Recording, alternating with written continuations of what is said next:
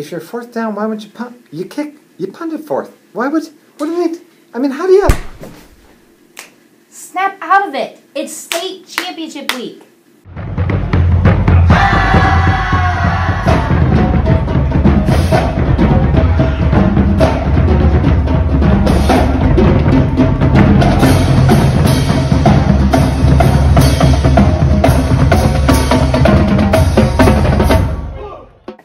Welcome to Tiger Talk, episode 35.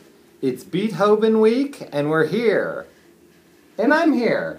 Yeah. Tell us who we have on the show, Becca. All right. So you have me, Becca, and then we have... Coach Moore. And... Ryan Page, number 16, safety. Congratulations, guys, on the state semifinals win. I think that's the weirdest game I ever saw, ever. So I gotta talk about not punting on fourth down. This is all I've thought about. Like, that's weird, right? Not punting. It's different. It's different. It's a whole different way of living. That's what they do. That's how they operate all the time, and it's brought them a lot of success. Obviously, just not last week. So it worked all year? Yeah, I mean, well, they made it to the state semifinals. I don't know. I don't understand. I was baffled. Sometimes they did it at 4th and 15. Mm-hmm. They went for it on 4th and 15. And they got one. Yeah, and could have been my fault. Could have been my fault because I started the crowd chanting "Go for it" on that one. That was me who started that. You were telling the other team to go for it? Yeah, when it was 4th and 15, I was like, "Go for it," and then everyone started Ryan Page cheering. is no longer going to talk to you. And then that was the one they made too. He's not going to answer any of your questions. I felt, but I mean, that's a weird thing, especially like put your kids in the position to win. We weren't even running away with the game yet. Is this just me? They punted one time, didn't they? Once. Is it hard for defense, like, when you face a team like that? Like, I mean, how do you... Like, you don't know if they're going to punt or if they're going to go... What do you have to do? Like, what's your job when you're facing a team that does that? Well, all we do is you just look at JP, and usually he just calls, like, a play that we usually go with when it's, like, either a normal drive. So we just go with that play. Yeah, nobody gets ready to catch the ball. Exactly. If they punt it, they punt it. Mm-hmm. We just give it back to our offense. Yeah. And then I really thought it was funny that we never punted. I think that's hilarious, too, in a game where, like, I'm criticizing them for not punting. But we didn't punt because we didn't have to. I mean, maybe you do that when you're winning or something? Did you I'm never not going to get down? over that game. They didn't get a fourth down? Who? We never had a fourth down? I'm sure we did, but we were probably past the 20 or something. Oh, okay. Yeah. And I don't think we had any turnovers either, did we? I don't believe so. I've seen a million games. Number one weirdest game I ever saw. How about you? Is it weird or no? Have you ever seen that before? Had you ever seen that before as a coach? A team? Not somebody that went for it on fourth down like that. No. Consistently. Yeah. No. Because I couldn't remember. We've had teams that want to pooch punt with a quarterback before. We handle that different ways depending on situations and how they do what they do and other matchups. The other thing that happened that I thought was strange was the ref not allowing there to be a clock on the field. Well, it wasn't working right. They couldn't keep up with their fast pace. So if the clock's not working, I don't even know if it was that. It wasn't working, or the operators weren't operating it correctly. Oh, okay. So they cut the clocks on the field. Okay, because all right, I got. Because sometimes there's 40 seconds and sometimes there's 25 seconds. So what's the difference again? The 40-second, you get 40 seconds. I mean, they just changed that. In general, it's 40 seconds unless you're like coming out of a timeout or out of a half or whatever. Like you're starting a possession, it's 25. Yeah. Because the ref said they'll keep that on. Then I wondered if they were going to also keep score, maybe use flashlights. It's continuous, where it used to be 25 all the time and they blew it in. Mm-hmm. With the 40, it just rolls. It just rolls, yeah. They were actually really good because I was down on the field. So when either team got to 10, I thought the refs, I mean, you could hear them. They were like, 10! I mean, they were yelling pretty loud. So I think they did a good job. So the other thing from the game is I sat right behind the team in the fourth row. And in the fourth quarter, I remember seeing Leibs and Mike Wright and Cody Fair sitting there. And they were so tired. I mean, you could just... I don't know that I ever saw how much they give. And you could just see it. How was it, Ryan? I mean, because they had, I think, 75 plays or 70. It was a lot. 70. How tired were you compared to a normal game with that tempo? Compared to a normal game, I was way more tired because obviously they were very fast paced and they had like all these weird formations. And so, for me, what gets me so tired is the yelling. So I have to yell out my calls and like all the checks. So when I do that, I just get more tired. But so yeah, all the quick, fast pace and those weird formations, we just have to talk through it. It's basically just got tired.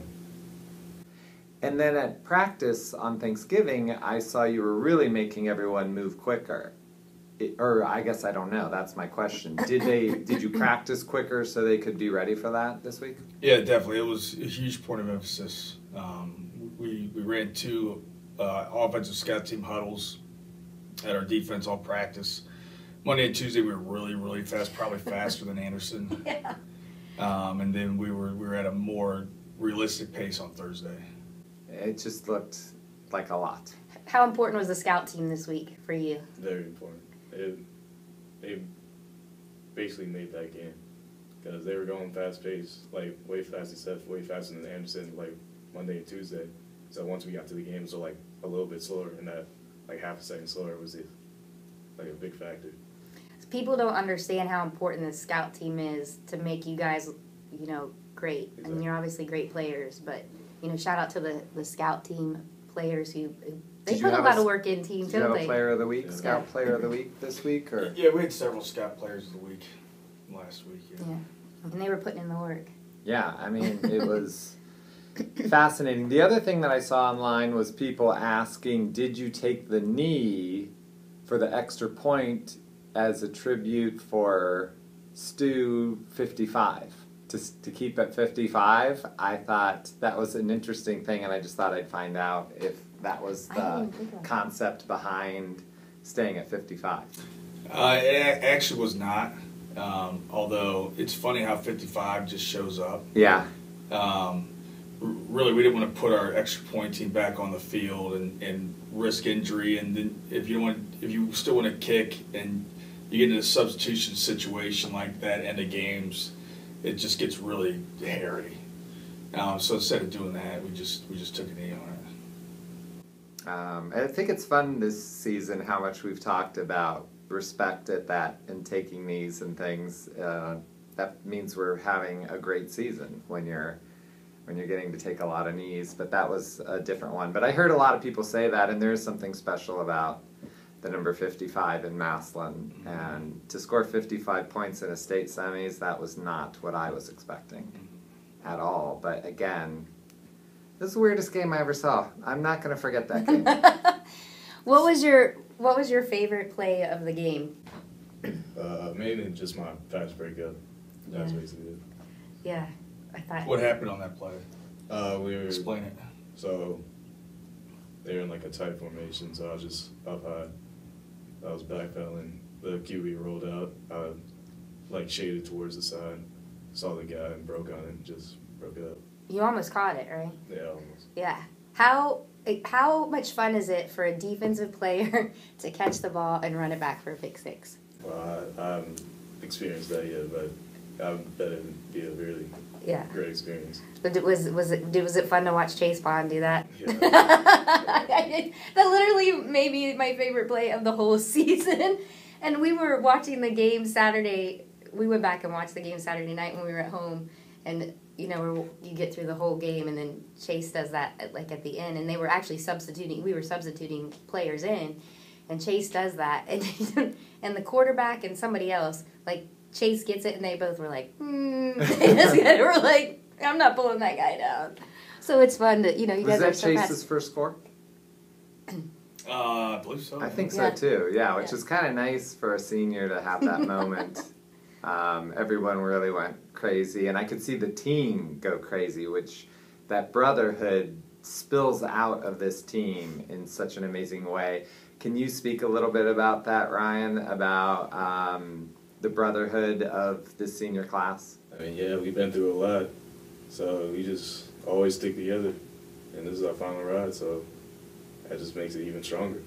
Yeah, it's so fun to watch, and I feel like it's coming from you guys into the stadium, like we see it and we feel it.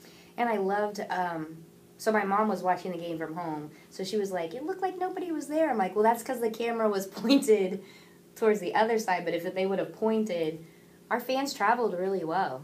I thought they were loud. Could you hear them on the field? Yeah, probably, yeah, I could. Yeah, you definitely could hear them, and a big shout out to all our fans, because, you know, the 12th man sometimes helps you win a game. So going into Thursday, like, 12th man, how important is it for the 12th man? We're going back to Canton. It's kind of haven't lost there. So how important is it for the fans to come and playing on Thursday? Yeah, it's important. It's just a huge game. So I'm just trying to focus on my job, do my part, my team, so we can just hopefully get the win. Are we home or away? Home or visitor? We're home. Good, because I'm like, we need that big side. That's the thing I was thinking. If they try to force all the Maslin people into the side we normally sit on, that's going to be dangerous. It's going to be And dangerous. I do not want to sit. I like there being division between the teams. So good. So we're going to be on the big side. So what color do you wear? We'll find out. Well, we can pick it. We won't have to be white though, right? We can pick. White's the only one you can't wear, right? Right. Yeah. For the away At team. least the top, yeah. We'll play that. Do Good. we have white pants? Mm-hmm. Oh, I forget. Yeah, because they wear white. Yeah. They usually wear white tops. I and did white like the bottoms, combination I we thought. had. I liked the combination. Because we were the away team this week. Or visitor, I guess. Yeah. It's all away. I liked the Crew Stadium. How was it for you guys? I thought it was kind of cool to play there. Yeah, it was cool. It was cold, though. It's been colder. It's been colder. We've been where it's colder. But the locker rooms were smaller, right? Well, the locker room situation wasn't great. Yeah. I didn't love the soccer lines on the field. Oh, yeah, that was tough, too. But other than that, I think it was a nice venue. Yeah. Yeah, I'd never been there, and I'd rather be at a bigger place than a smaller place when you get to this late in the season. Everyone who should go should have the ability to go. All right, let's talk about Hoban. I've not heard of this team before. I don't know if they've had any kind of successes in the past. What can you tell us? For serious, I actually don't know this year if they're passing or running or a mixture. So tell us a little bit about their offense. They are similar to us formationally. They're not a spread offense. Although they will spread sometimes. They have a little bit of empty that they run. But fullbacks and tight ends is really their bread and butter. And power football, and a strong offensive line like usual. They're good at running back, good at quarterback. Quarterback can run. Some good receivers. So they're physical, downhill running offense. How many from last year? Do they have the same quarterback? I don't remember. It's a different quarterback. Okay. So, Ryan, what are you looking at this week? What's going to be your job? What's your main focus besides winning? I'm just trying to do my job. Just whatever the call is, I focus on my guy and my guy only. And they like to do a little. They always try to sneak some stuff, through all that stuff. So they caught me with one last year, and so I'm just really trying to laser focus on my job and all the areas I have to look at. Is it hard? Like, I know Coach Moore's always like talking about like read your keys and stuff like that. How important is it for every player, especially on defense? I mean, you guys have held the average to under 7 points this whole year. How has that played a key into everything? It's just everyone doing their job. It's just so much easier. Like, That's the only thing. It's the only thing that matters. Yeah, is everybody doing their job? It's the only thing that matters. And to stay focused. It's the only thing that matters. The only thing that matters. Hey, it's worked this far. You guys have won more games than any Massillon Tiger team in history. Nobody has won 15 games. So that's already, and you're going to break your own record this week. How does their defense look? So we talked about their offense, but what about their defense? What's our offense up against? Very good on defense, which is typical. They're good at all three levels, really. You know, they're good on the defensive line, really good at linebacker, and they've got great players in the back end. They've got Division I guys all over the field. They're very physical, run well, tackle well. They're very good defense. TIG. ERS.